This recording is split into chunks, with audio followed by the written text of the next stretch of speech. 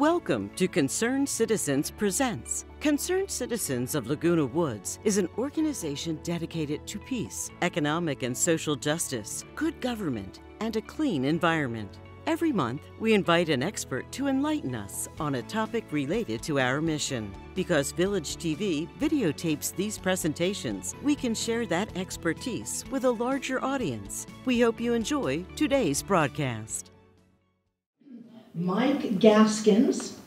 Mike is a board of directors chair for the El Toro Water District. That's the water district that takes care of our water. He started that in December of 2018 and is currently serving as director, and he's one of us. He lives here in Laguna Woods Village. Mike's educational accomplishments include a Bachelor of Applied Science in Marine Biology with a minor in Geology, and a teaching credential from California State University, Long Beach.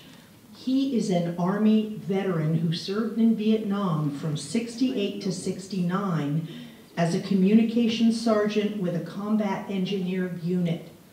He was wounded and served his last 2 months as a lifeguard at the beach in Cam Ranh Bay, surfing every day.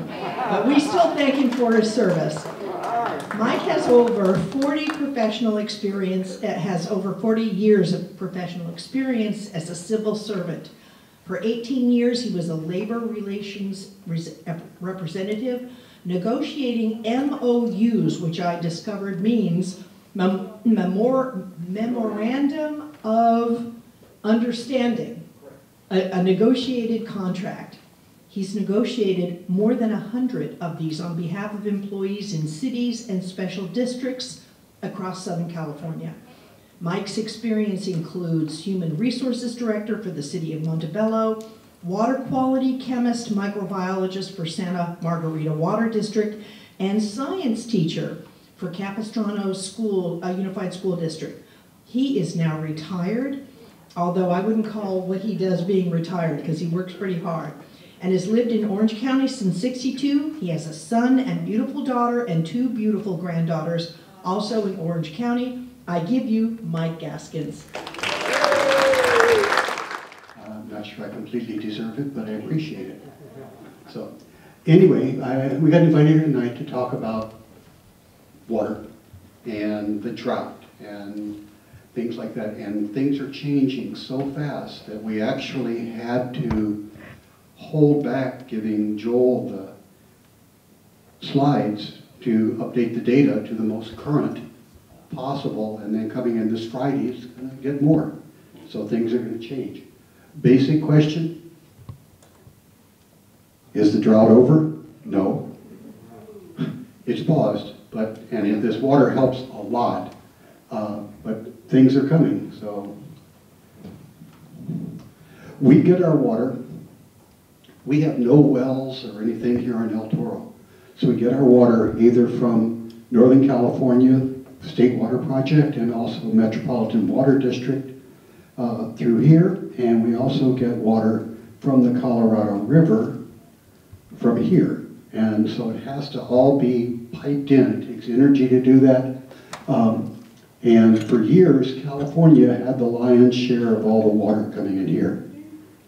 But now, there's 7 states, 7 basin states, and there's still argument about how much each should get.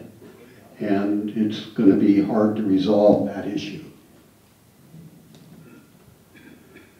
So the slides here tonight go where we were and where we're going, and this were is, let's say, back even November. This is what we were looking at. The big reservoirs nearly empty. Push the wrong button. There we go. We're coming up on, historically, 3 years of drought, the 3 driest years maybe on record, and the driest months last year, January through March. You remember last year we had a good rain in December and then shut off the pipe. There's an 8-station index for Northern California. Here we go. And It was at 78% of normal for the water. These are going to go so fast, there's no way you're going to assimilate all the data. But then in Southern Sierra, there's a 5-station index, and they were 62% of normal. Historically dry conditions last year, the Northern Sierra snowpack was, as you can tell, non-existent. It wasn't there. I saw a thing in the news the other day that the snow measuring crew couldn't get into their stations. There was too much snow. The California Drought Monitor, again back in November, had us, the whole state is in drought, and a large portion of the Central Valley is in extreme drought. And so that was in November. And then in December, the rains came with a steady hush. And, anyway, so California reservoir levels, we try to capture, or the water industry, when I say we, tries to capture as much water as we can. And the two big reservoirs are Shasta and Oroville. And so this is Lake Oroville. You can tell it used to be higher. This is a more dramatic picture. This is when Oroville's full, and this is what it looked like at the start of this year. There's just no water. And Oroville does put water into the system that comes to Southern California.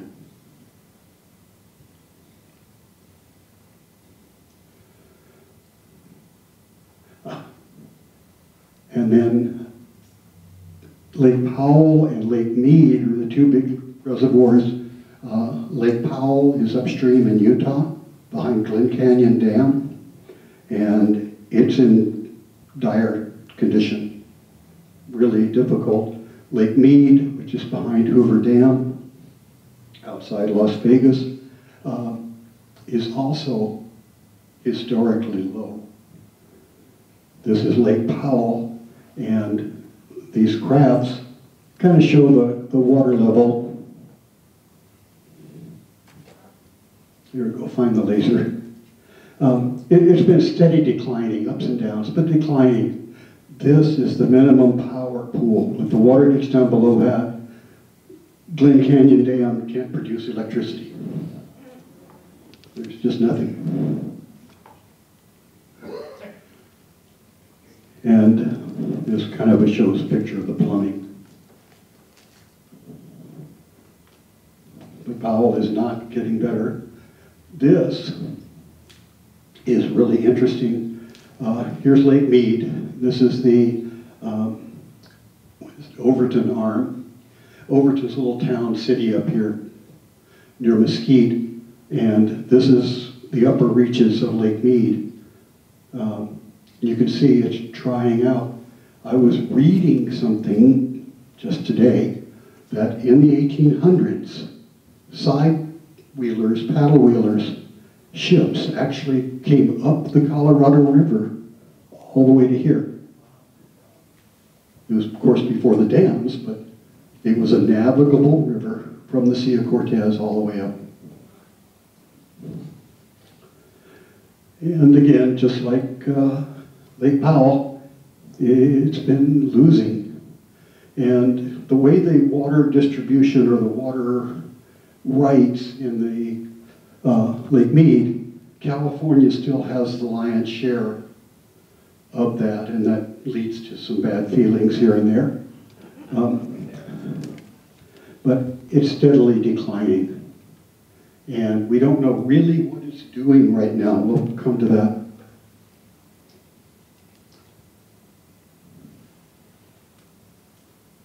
Okay.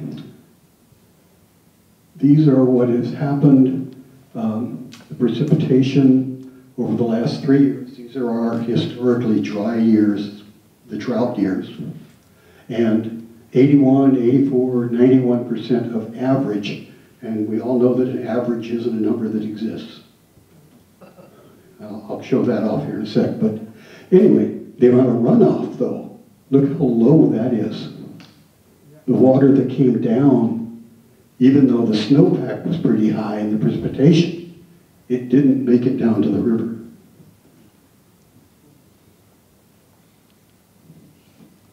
So, then State Water Project, which is water from Northern California, lowest 3-year total, and at the beginning of the summer, we were being told that the allocation of water from the State Water Project would be 5%.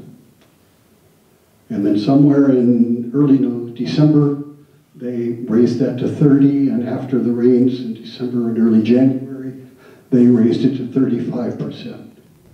So they're getting more water, but it still isn't solving the problem.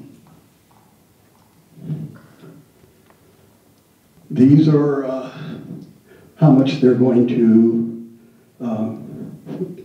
wrong button. Joel gave me a very complicated operating thing. It has 3 buttons, and okay. Anyway, you can see down here, this is what the expectation was. 5%. But since then, with the water coming, they've increased it. Well, that was a 2019 number. But they have increased the allocation of water coming to Southern California. That's important for certain parts of the Southern California basin. The orange is served by Metropolitan Water District. The dark orange or brown is State Water Project. You remember back in the fall, then they had to, stop watering everything else because they were fixing a pipeline. And so these areas couldn't get water.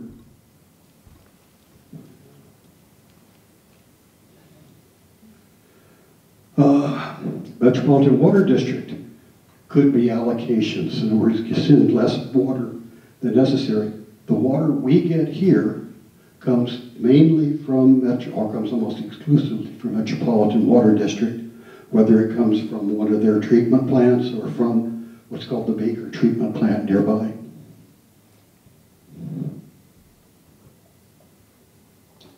And then the rains came again, and we're doing remarkably well. There have been 9 atmospheric river events. Atmospheric rivers are a relatively new term, but they've been happening for a long time. They were called Pineapple Express for a while, but they are carrying a tremendous amount of water, in some cases more than the Mississippi River. A lot of water comes across.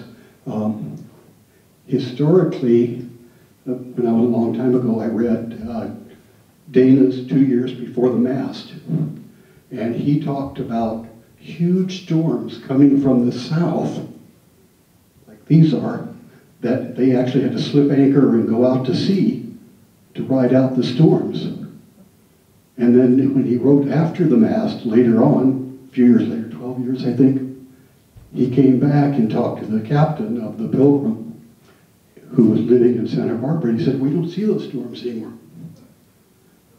So he was describing in the 1800s an El Nino event and probably a La Nina. So it's always been wetter and drier.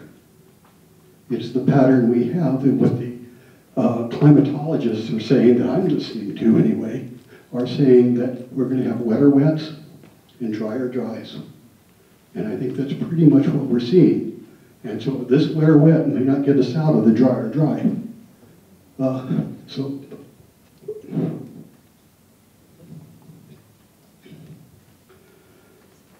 here's our normal curve, and this is what's happened so far. We're doing really well.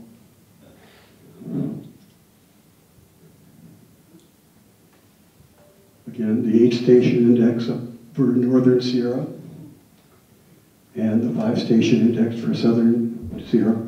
And this is the graph that I think demonstrates that average doesn't exist, right? That here's the average, and none of these lines are average. But that's what mathematically determines it. So when we say it's wetter, this is what we're looking at.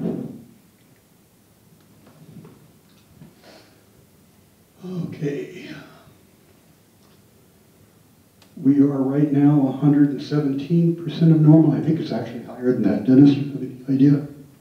I brought along, I forgot, brought along the general manager from El Toro Water District, Dennis Cafferty, who's a wonderful guy.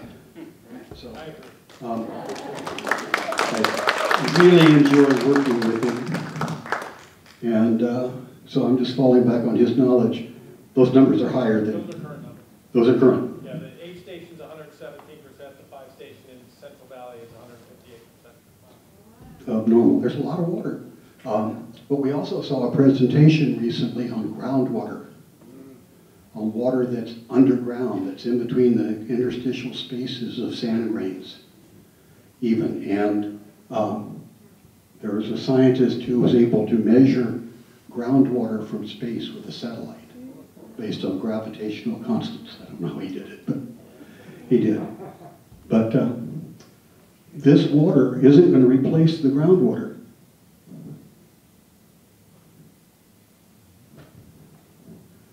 Here's the snow people. Remember we saw the one with them standing on sand? And they go out with these hollow poles and they pull up the column or a tube of snow and then measure the weight of it to figure out how much water is in that snow.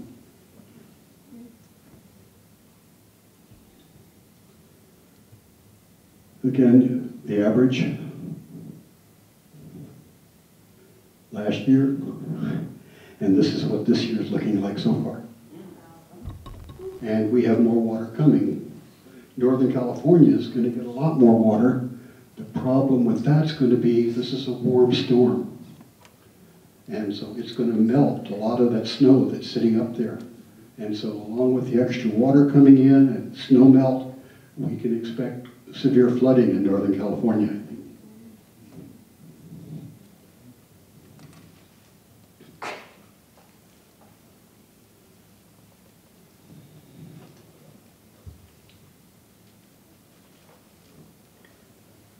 Okay, you know what I want to say about that? Except that there's a lot of water up there for us. We hope. I think this is like the wettest year on record.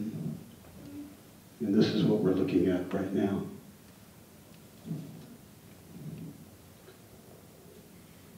Northern California, 154% normal.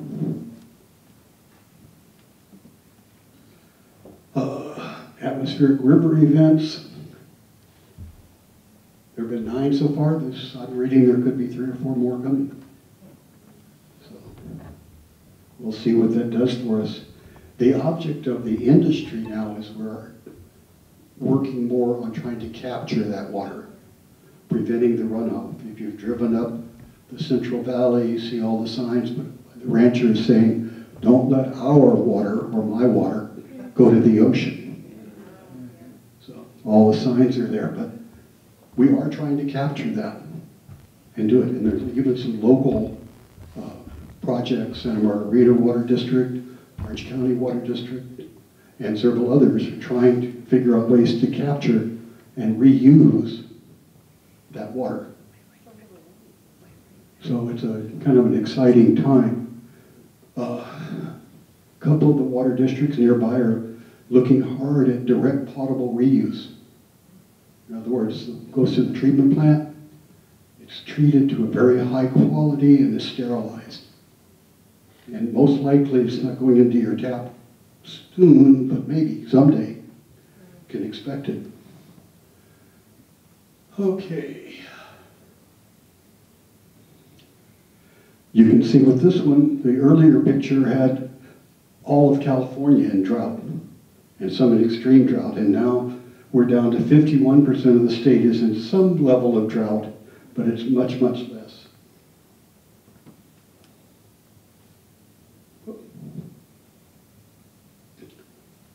Okay, Lake Oroville is a big reservoir, and it's interesting. Oroville is a reservoir built behind a big earthen dam, and what they used to build that dam was gold mine tailings. So the dam probably has a lot of water, a lot of gold in it. It's also the one that 3 years ago, there were pictures of the spillway almost breaking. So if you have been up to Oroville, it's a nice area. Again, wrong button. Here. This is our, how much more we've got. This was last year.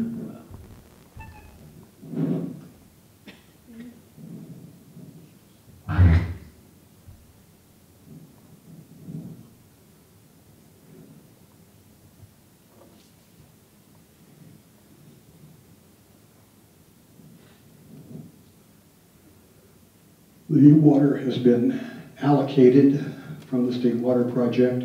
It has been increased, like I said, to 35%. The last few years, look at that. The water that they've allowed to come to Southern California. And the Northern Californians think we're taking this out of their pool, you know. So it's a very political issue. And if you go to the Yosemite Conservancy website, you've got a webcam right here that has this. It sits on top of Sentinel Dome. And so here's half dome normal, or no snow. And how much snow, and I've seen this snow mount up over the top.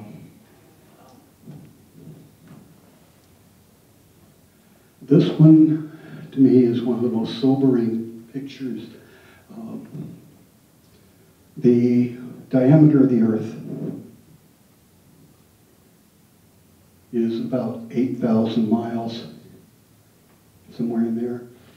The average depth of the oceans is 2 miles. So 2 8,000ths thick. The layer of water on your body when you get out of a shower is relatively thicker than the oceans. You start thinking about that. And this one, the big marble, is all the water on Earth. Salt water, fresh water, glaciers, etc. The little marble is freshwater. That's what we're all arguing about. Just that. And so we've got to be smart, and I think that we're in an industry that works hard every single day to make sure that you get the best possible water.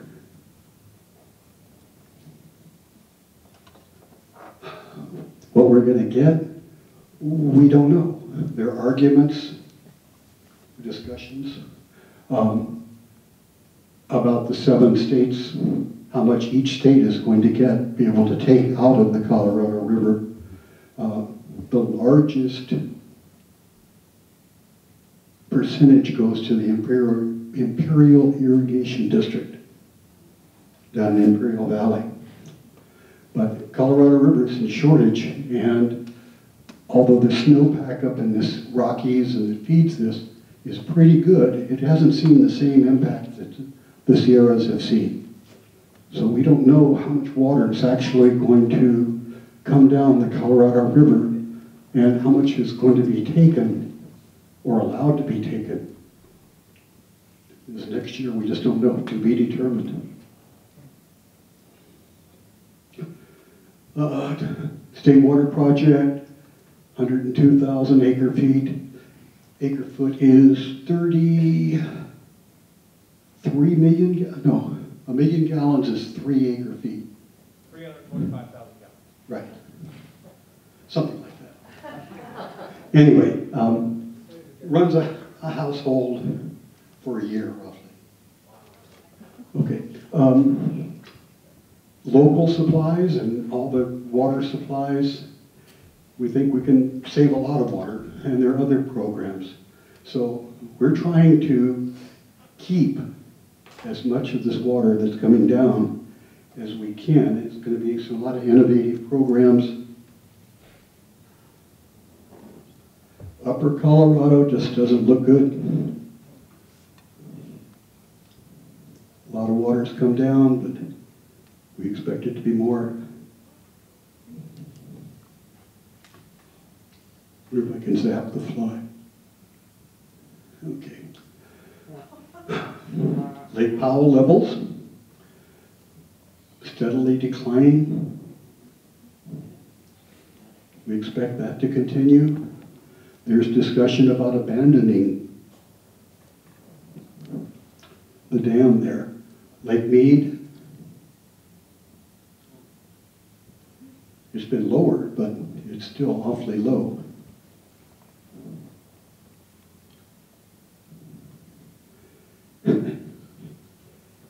Surplus, none. Shortage, a lot.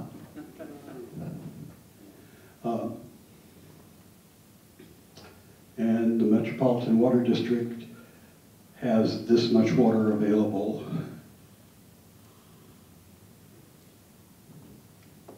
The Department of the Interior has told the people at the table that if you guys don't come to an agreement, I will. So that is still up in the air. Here's Lake Mead,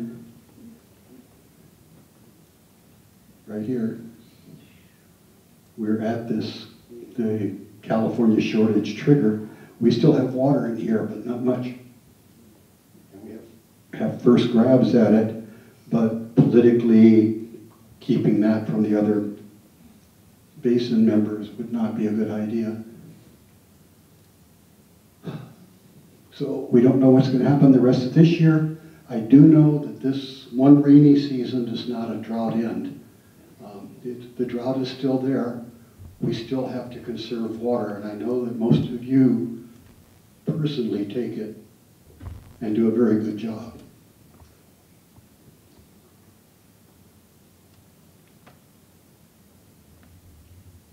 I'm going to kind of fly through these.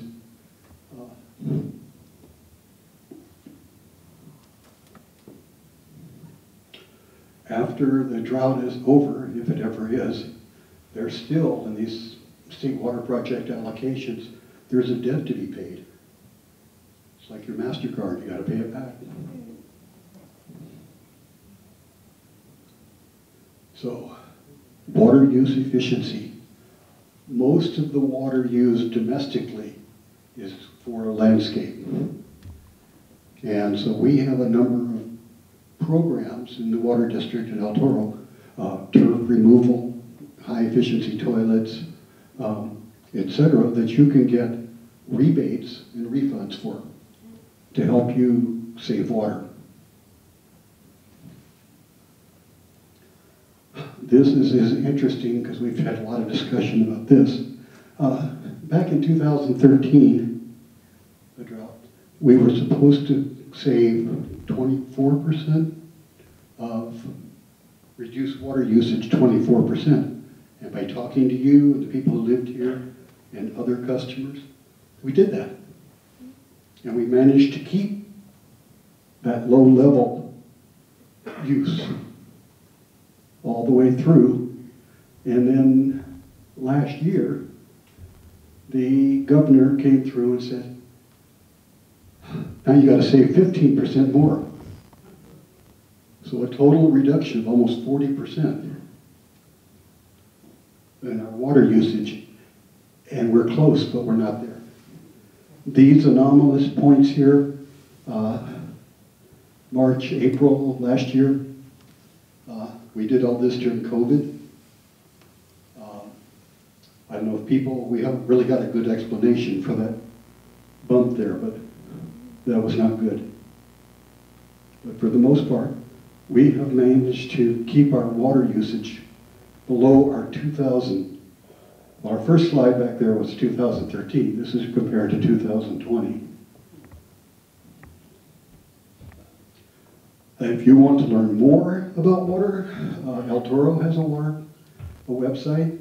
The EPA has a website. Organization called Save Our Water has one. Water Smart Gardens. And some of you have your own gardens and you're really maintaining it. Most of it's common areas. So we don't have a whole lot of influence here. But if you have neighbors that aren't in Laguna Woods, you can always send them there. And then be water wise. And that's questions. was told by him. Mike, thank you very much. We are very lucky to have you on the El Toro Water District Board, and we hope to have you for many more years. Me too. Yes. When are you up next? In 24? You're running in 24, right? I'll run again, yes. So I have on the subject of water, I have two questions, and I hope they're connected. They might not be. First is, I've seen a water map which shows that Orange County has an aquifer under a lot of the county. And I'm wondering what use we make of it. The second question, which I hope is physically connected to the first, is can you talk a bit about the ways that runoff water is captured to recharge groundwater or other water supplies? Okay, I can pretty much cover that. One, the geology underneath El Toro Water District does not have any possible aquifer. If we drilled a well, we just see more rock, not with a ground of water. But at the mouth of the Santa Ana River, the Orange County Water District, and their aquifer is huge. If you've driven anywhere from Yorba Linda all the way down, or if you've taken the bike path, you see that there's folded channels. In other words, the water coming down the Santa Ana River doesn't go in a straight line. They keep making a turn and go back and forth so that the retention time is much greater to absorb that water. So a lot of water goes in there. The other part is the Orange County Water District is treating all of their wastewater, Orange County Sanitation District, treating all their wastewater to drinking water standards and then pumping it into the ground. And they're not letting any ocean runoff through their plant. That's pretty impressive. South of us, Santa Margarita is deeply involved in a water capture plan. They even have an inflatable dam on San Juan Creek. And when I asked the general manager about how it worked, he goes, the steelhead wouldn't let us use it. So, because apparently there are apparently some steelhead in San Juan Creek somewhere. So anyway, I don't know if that answers the question. If we had it, we would love it, but we don't get any water from either the south or the north right now. We're in discussion with everybody. Yes? My question is this: do you have any idea at all of what percentage of the problem we're having with climate change and these droughts is being caused by natural changes in the climate or by man-made changes in the climate? I wish I had a definitive answer. I think that it's a combination thereof. And if I really want to throw a stick into the spokes, what if the sun's output isn't regular? Maybe the sun varies. What would that do to our climate? If the sun put out less energy, who knows? But no, I think it's a combination of both environmental and natural cycles.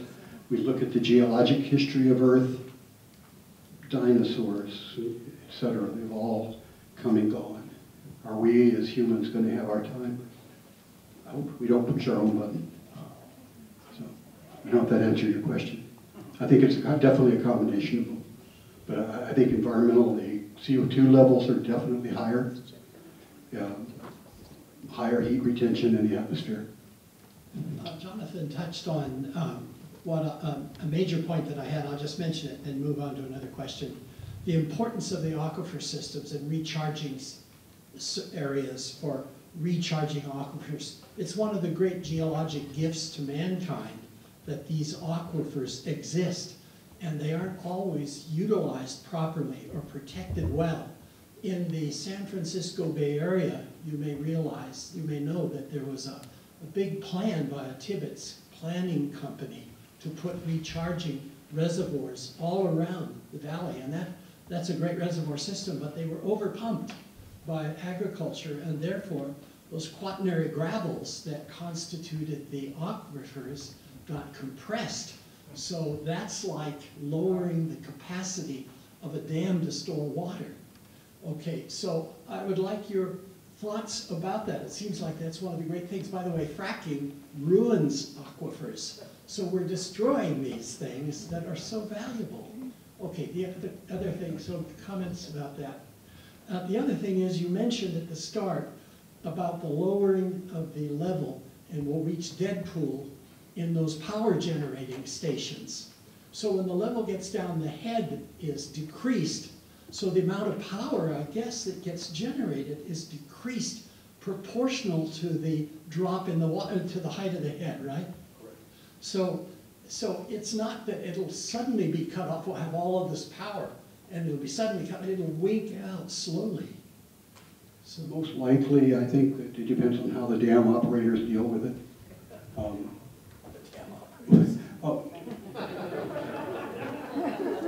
I won't say anything more about that. Historically, all the reservoirs we have all been operated based on seasonal averages, which we know don't exist.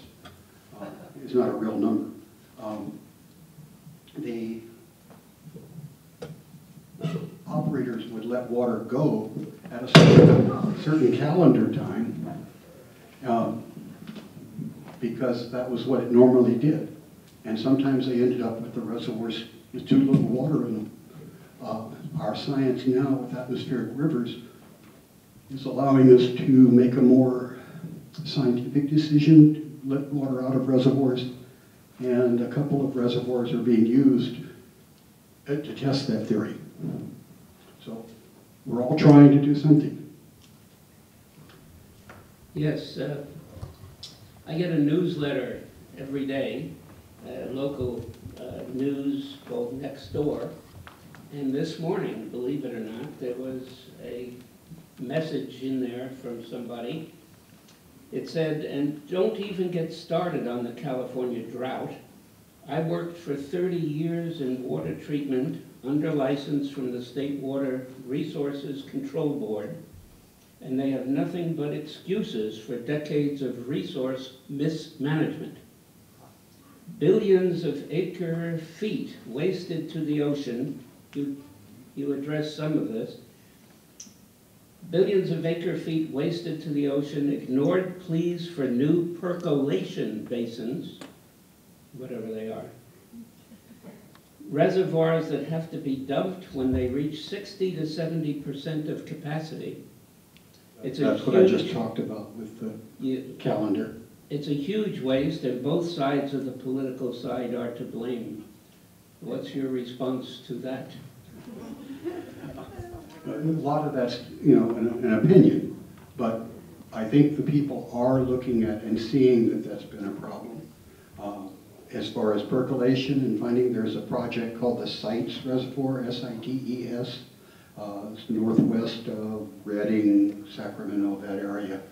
Huge grazing land area that I thought for a while was dead in the water, but now it looks like they're going to be able to build a dam trying to capture most of the Sierra runoff, which would percolate down into the ground. Oh, that's what percolation is. I didn't know. Yeah, percolation is, if anybody's a geologist from the Midwest, they do percolation studies all the time to see how fast water goes into the ground, so they can put in leach fields for sewage and things like that. The percolation rate is quantified. So, but it's how fast it goes down.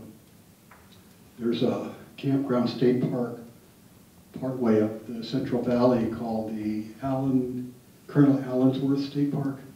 He was a black officer who gathered together a bunch of black people, late 1800s, and built a town. And they had agriculture and everything. And as they drew down the aquifer, or the groundwater, the town died. And it's an interesting state park. It's worth the little 12-mile offshoot to go over to it if you're going up 99. So I don't know if that answered your question. But The 60% dumping of the water, don't they have to do that in an Yes, that's what they're doing. That's what historically they've always done. But then if the rains didn't come, then you had an empty reservoir. That's what you were talking about? Yeah, so why not? And raise that's where I talked about our science with the atmospheric rivers should be, knowing that atmospheric rivers are coming or not coming, will allow us to manage the reservoir levels more effectively than a calendar. Thanks, Barbara. Okay, thanks. Okay, Joel. Hi. Thank you for being here tonight. Appreciate it. I want to ask you about desalinization. What I know about desalinization is just what I've read. And I've read two diametrically opposed things. One is in Australia, they built 5, I think it was, desalinization plants, and with great expense, and then they figured out it was too costly to use, and they never put any of them online. And then Israel supposedly gets almost all of its water by desalinizing it. So I have no idea which is true. I don't know if anybody does. But I guess my question is more, do you feel that desalinization is going to be or is now a viable alternative to what's going on? Is it going to be a viable water supply, or is it too costly? Technological desalination is easy to do. It just costs a lot of money. An example, there is a desalination plant that treats seawater down in Carlsbad and treats it to very high quality, much more pure than anything we're delivering. And they blend it with the existing water. But it costs somewhere around $3,000 an acre foot. We pay Metropolitan about $1,100. So you're getting water that costs 3 times as much. We can do it, but there's only one place that bill goes to, and it goes to you, the ratepayers. And so ultimately it may be the essential answer. If you're Israel and you've got this population and the only water you've got is saline seawater, then it may be what it is. I know that Ami Gilad gave me a real interesting book on what they're doing in Israel with water, and they're very forward-thinking, but they are based on desalination. Locally, the Poseidon plant at Huntington Beach got shot down by the Coastal Commission. There were some things wrong with that one. The South Coast Water District, though, is moving ahead with a small desalination plant at Doheny Beach. And they're going to have a slant well going out underneath the sand and taking the water that's already been filtered, going through all the sands down below it. How big that's going to be and how many gallons it's going to produce is still being discussed. So if you've got some extra dollars, then we'll invest. It's a good process, but it's just expensive. Hi, could you sketch out just sort of the major consumers of the water from the district, like Laguna Woods, residential versus business, inside Laguna Woods, the landscaping versus the residential usage? I'm actually going to defer that to Dennis because he's the one who pays the bills. So anyway, here, I'll give you the mic. Thank you, sir. So I'm going to have to, off the top of my head, but I would say that Laguna Woods Village is about between 35 and 40% of our service area. So of our total water use, the equivalent amount of water that we use is probably going to Laguna Woods Village. However, keep in mind that the vast majority of our total water use, as Mike said, we don't have access to groundwater. The aquifer that supports a good chunk of Central and North Orange County provides 75% of their water, ends pretty much at our northern boundary. We're the first agency you get to as you move south into Orange County that does not have access to that groundwater basin. It's just the reality of the geology. So all of our drinking water is imported from Metropolitan Water District, but over the last 10 years or so, we invested heavily in a recycled water system that now about 20% of the water that we use in our system is recycled water that's used for landscape irrigation that we produce at our treatment plant. And of that recycled water system, probably about 2/3 of it is in Laguna Woods Village. So a significant offset relative to the potable water needs in this community. So it's worked out real well. And it's just it's geography. Our wastewater treatment plant is right kind of surrounded by the Laguna Woods golf course, so that's where we produce the water. So obviously the easiest place to get the distribution system built was in this community as well as in Laguna Hills to the north. So it is, I mean, this community probably uses, I'd say, of our potable water, when you consider the offset of the recycled, probably in the neighborhood of 30% of the amount of water that we produce on or that we sell on an annual basis. But I've also, we watch very carefully what demand patterns look like, and we've also seen this community rally pretty significantly in terms of water use efficiency and trying to cut back. So we very much appreciated that as well. Answer your question. Hi. Two questions. One is that with the California aqueduct, whenever I go by it, I'm always thinking, why isn't it covered? Does it lose a lot in evaporation? So that's question number one. And when I visited Australia, it's pretty typical that people have, I guess, their cisterns on their roof, and they capture rainwater, and you bathe in it, and they use it for, sewer system. And it's occurred to me with Laguna Woods, where we have all these flat roofs. Is that something that has been talked about in terms of recapture on top of roofs? Rooftop recapture. I really haven't considered that. I know I have a friend who has a place in Bahia de Los Angeles in Baja, and he has to get water coming in through a truck that comes in and fills up his pila, his tank, on a regular basis. I suppose if we had enough rain to make it worthwhile to have a pila or a cistern, that might be useful as far as covering the aqueducts. The water loss, I've not heard a firm number, but I know it's in the 30% range, loss to evapotranspiration. One proposal I saw had building, because if you drive up anywhere, you see the huge solar farms. But if you put solar panels over the aqueduct, then you'd produce electricity and shade and reduce the evapotranspiration. Would it be significant? I don't know. Penciling that out would be different. Thank you for indulging in that. You're a geologist, right? Oh, I have some interest in geology. Good man. Yeah. Good man. Yeah.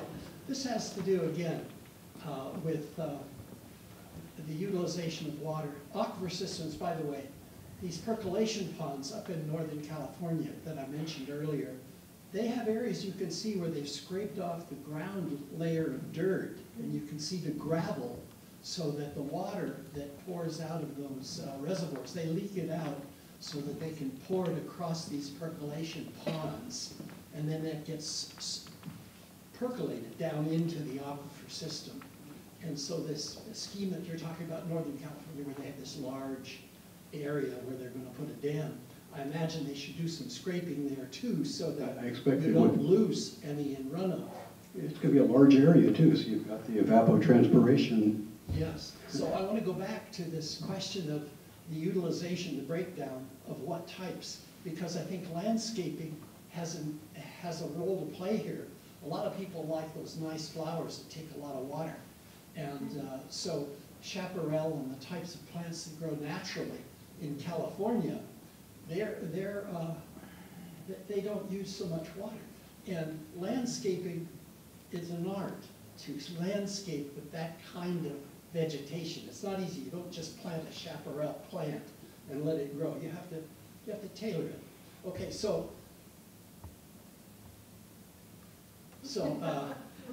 I'm dazzled by your green laser. I think flashing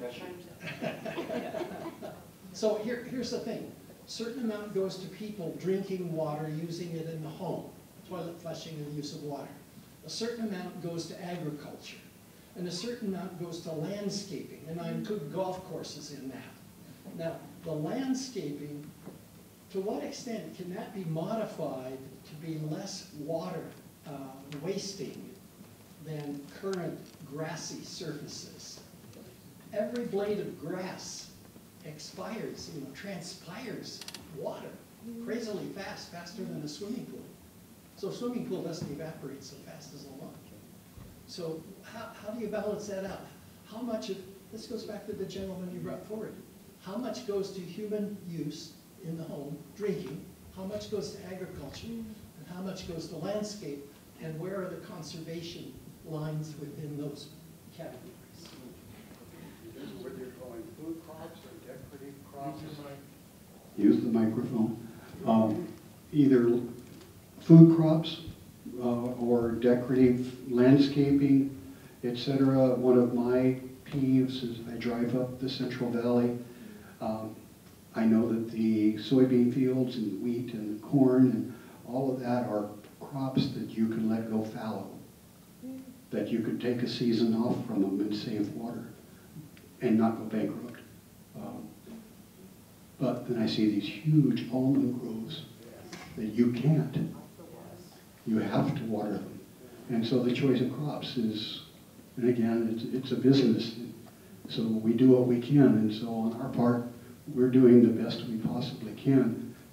And I think our golf course is a great example, because what we're doing there, sewage, raw sewage, is about 99% pure water. And if that just goes straight to ocean, it's lost. But we treat it, and we treat it to a high enough quality that we can use it to irrigate decorative areas and useful landscaping. So that's one way of saving water. And the district did that 30 years ago. How long ago was the treatment plant built? 60s. In the 60s. In the 1960s.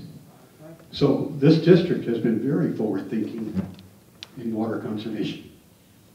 Yeah, a couple of things, well, three things. Okay, first, United does not differentiate between landscaping and potable water. So we're using potable water on our plants in United, which is a real problem. A permutation of the metering. There's no way to separate them. I know. I mean, it really irritates me. Second, I read an article about covering the aquifer with solar panels. It would apparently not only save like that 30%, it would electrify a huge portion of the state also. Now, it would probably cost $1 trillion, but I wish it would be taken seriously, because you just see that water, just coming down, wasting away. What upset me most about the, unnerving things you told us, both good and bad, was how little snow the Colorado mountains had gotten. I was hoping they got as much as the Sierras, because we get a lot of, that's really worrisome. Because it looks like Shasta and Oroville are going to fill, right? Or going to fill to a good extent. Historic highs. Yeah. But we're going to lose Lake Powell perhaps in order to save Lake Mead. So that's catastrophe. That really feels like a catastrophe if that's not getting the snowpack the Sierras are, right? It could be, and that's why I said at the beginning, the drought is not over. Well, they're not getting these rivers, then, are they? Well, they're being stripped of water by the Sierra Nevada. The orographic lifting cools and falls as rain on pretty much the east or the western side and the tops.